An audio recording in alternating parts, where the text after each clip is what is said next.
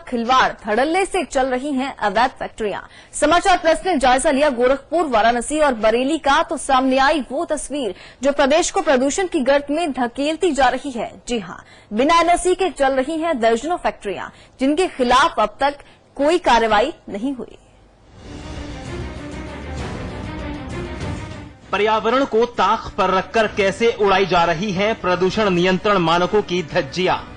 लोगों की जिंदगी से हो रहा है खिलवाड़। जी हां, समाचार प्लस ने जायजा लिया वाराणसी, बरेली और गोरखपुर में चल रही फैक्ट्रियों का, तो हकीकत सामने आ गई, जिसने खोलकर रख दी प्रशासन की पोल। गोरखपुर की बात करें तो यहां इंसेफ्लाइटिस के कहर से लोग परेशान हैं। गंदगी और प्रदूषण अब जानलेवा बन गया है, लेकिन बावजूद इसके यहाँ धड़ल्ले से चल रही हैं अवैध फैक्ट्रियां। ये है एशियन फर्टिलाइजर फैक्ट्री, जिससे निकलने वाली जहरीली गैस ने चौपट कर दी है खेती, लोगों में फैला दी है बीमारियां। लेकिन कई बार शिकायत करने के बावजूद कोई सुनवाई नहीं। ग्रामीणों ने समाचार प्लस की टीम को सुनाया अपना दर्द। हम आपसे जानना चाहेंगे कि किस प्रकार की आप लोगों को परेशानी हो रही है। ये फैक्ट्री से जो है सल्फ्यूरिक एसिड बनाता है, जो कि फसलों को नष्ट कर देती है। जानवर, आदमी, सब लोग दमा और खांसी के मरीज हो जाते हैं। की जानकारी नहीं। इसका स्थानीय प्रशासन को कई बार हम लोगों ने जो है जाकर वहाँ पर कहे, वह जो है पैसा दे देता है, वह लोग उल्टे लाठी बरसाना शुरू कर देते हैं। 100% नुकसान इस जनता के ऊपर दे रही है। इस फैक्ट्री से बहुत नुकसान है। हम लोगों को जीना दुश्वार हो गया है। या तो फैक्ट्री रहे या तो गाँव रहे, लेकिन स्थानीय प्रशासन ना तो इस पर ध्यान दे रहा है और शिकायत करने वालों पर स्थानीय प्रशासन लाठियां बरसाता है। हरेंद्र द्विवेदी, समाचार प्लस, गोरखपुर। ग्रामीणों की परेशानी जब हमारी टीम ने एसडीएम को बताई, तो उनका कहना था कि अब तक कोई शिकायत नहीं आई है। क्योंकि जब बरसात का पानी गिरता है तो उसकी गैस नीचे आ जाती है, जिससे फसल को नुकसान होता था। लेकिन वर्तमान समय में लोगों ने बताया कि वो उनका जो सिस्टम है इसमें बंद चल रहा है, तो किसी ने कोई शिकायत नहीं किया। और फिर अगर सिस्टम चालू करते कोई शिकायत आएगी तो उनके खिलाफ कार्रवाई की जाएगी। प्रदूषण नियंत्रण बोर्ड के अधिकारी मानते हैं कि इस फैक्ट्री की अवधि समाप्त हो गई है, लेकिन जांच के नाम पर वही स्टाफ का रोना।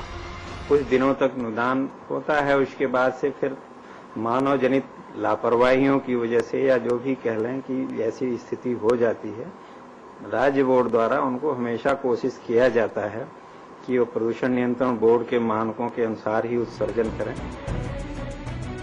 यहाँ तो स्टाफ की कमी है। अब वाराणसी की क्या मजबूरी है, जानने के लिए समाचार प्लस की टीम पहुंची वाराणसी।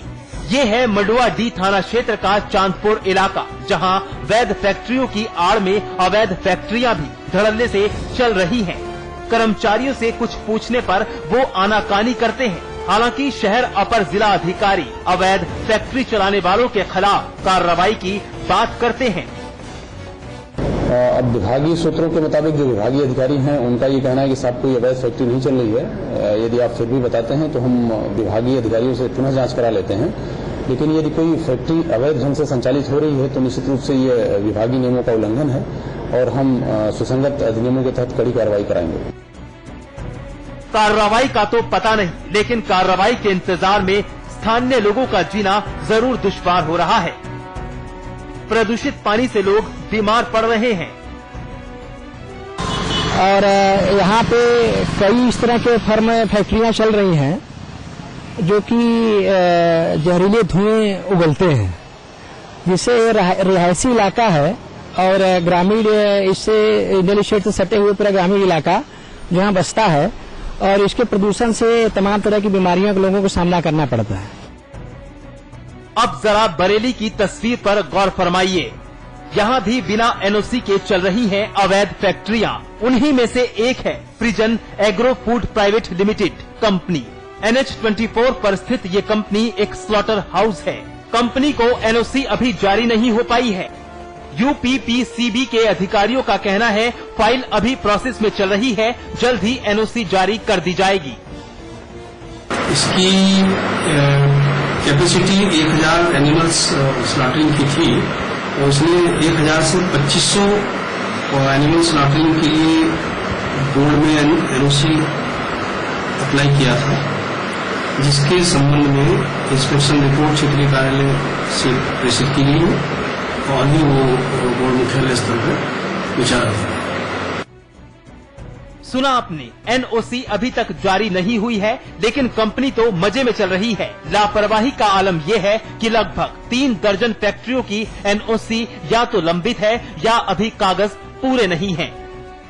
दरअसल जितनी देर कागज या एनओसी लंबित रहेगी, उतना ही पैसा प्रदूषण विभाग के क्षेत्रीय अधिकारियों की जेबों में जाता रहेगा। अब इस बाबत विभाग के सदस्य सचिव का क्या कहना है, आप खुद ही सुन लीजिए। देखिए, ऐसा है कि जब कोई नया उद्योग लगाता है कोई उद्यमी, तो उसके लिए उसको एनओसी की जरूरत पड़ती है। तो जब वो एनओसी के लिए अप्लाई करता है तो बिना एनओसी के उसको उत्पादन नहीं कर सकता है। 2 तरह की उसमें चीजें आती हैं। एक तो होता है बिल्कुल नई फैक्ट्री लगाना, और एक होता है कि पुरानी फैक्ट्री चल रही होती है, उसमें क्षमता बढ़ाने की, उसके भी आवेदन आते हैं। तो कई बार ऐसा हो सकता है कि कोई उद्योग चल रहा हो और उसमें क्षमता विस्तार की बात हो, तो वो विस्तार भी तब करेगा जब बोर्ड से एनओसी प्राप्त। अधिकारियों की मिली भगत से धड़ल्ले से चल रही है अवैध फैक्ट्रियां, बेहिसाब हो रहा है पर्यावरण प्रदूषण, लेकिन जब जिम्मेदार विभाग ही सख्ती से निपटने को तैयार नहीं, तो सूरत हाल सुधर जाए ये कैसे संभव है। प्रदूषण के एनओसी की हीला हवाली में सबका फायदा है। जब तक एनओसी अधिकारी की जेब में रहती है, वो उद्योगपति को दुधारू गाय की तरह दूता है, और फिर उद्योगपति भी नियम और कानूनों को ताक पे रख के अपना उद्योग चलाते हैं। प्रदेश के सैकड़ों उद्योग इसी पैमाने पे चल रहे हैं। कैमरामैन विशाल के साथ आलोक पांडे, लखनऊ, समाचार प्लस। फाइनल रिपोर्ट में आज के लिए बस इतना ही, और खबरों